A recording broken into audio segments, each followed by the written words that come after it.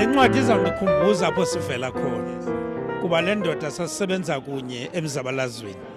So ke ndizimisela ukufunda uba isikhumbuza ntoni ngezinto. But eyona nto ibalulekileyo ngale ncwadi into yoba particularly for abantwana bethu nabanintsi abantu who don't know what actually happened before we achieved our freedom. And so this is very critical in that sense. He made it through very difficult odds. You know, if you know Khusta's history, and it is a history of most of us, and that he made it under those difficult circumstances. He didn't make shortcuts, and there were no tenders at the time. So that's what I think it's really going to be something that is an inspiration to many people. As Khusta was writing, he would call and say, do you remember that incident? You remember that person? What happened? So my expectation is that it is a story that we're very well told. Not so much about him, but about PE, about people, about events, and about the experience of many people who will never be written about. So that's what I expect. I'm excited that at least that history is being recorded by Khusta Jack.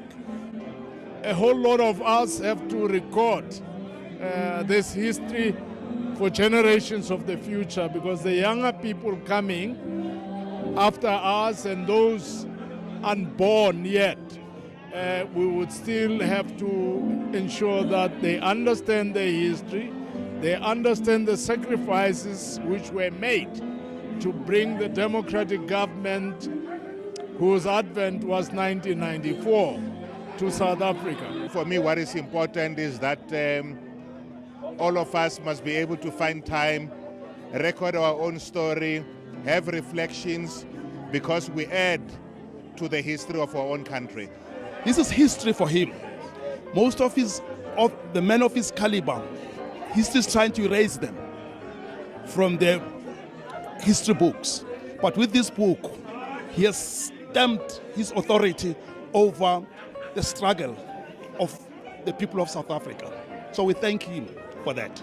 What do you expect from this book? No, I expect him to tell where he comes from, right? And the journey he went through, the people he met throughout his journey, from where he came from, but for me, mostly about his political activism. I love the book because it's a story that I relate very much to. I grew up in Langa, in Cape Town. So we've got those stories. And I like the way Khusta tells his story. It's a story that all Dagis of that time and before know perfectly well. The stories reside in our heads. We've got stories to tell, so we must just do what Khusta has done and write the stories. I'm looking forward to his early years when he came to Port Elizabeth. He was my classmate, Cowan High School. When he was expelled from Loiso, he came to Cowan High School and found me there. He played in the first team rugby fly-off. I unfortunately replaced him. We played in the same team. Khusta has never taken now our democracy for granted, and he was there in the eye of the storm. He was there and he never gave up. So one lesson from Khusta is that there are no shortcuts to anywhere worth going. If the local papers and his style of writing is anything to go by, then I'm expecting the book to be fantastic. Yeah, he's got a very nice way of writing. It's light, serious, and he gets to the point, so you don't have to worry about lots of characters. So I'm expecting the book to be the same. It's like, this is my story, man. You know, because everything that every page and every chapter I read, there's a part of me that's in there. I can relate to it. It's not some mystical fantasy of, this guy who wants to be something else that he is not. This story, I tell you, captures the lived experience of so many black South Africans. We ourselves could have been along the Khamtoos being evicted. Any family here might have been in Port Elizabeth, going from, was it Cowan High School, being chucked out of that school, and to another and yet another, but desperately clinging on to your commitment and passion for education. It resonates with so many of us.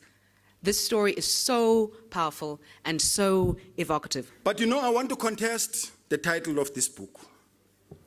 This book's title, To Survive and to Succeed.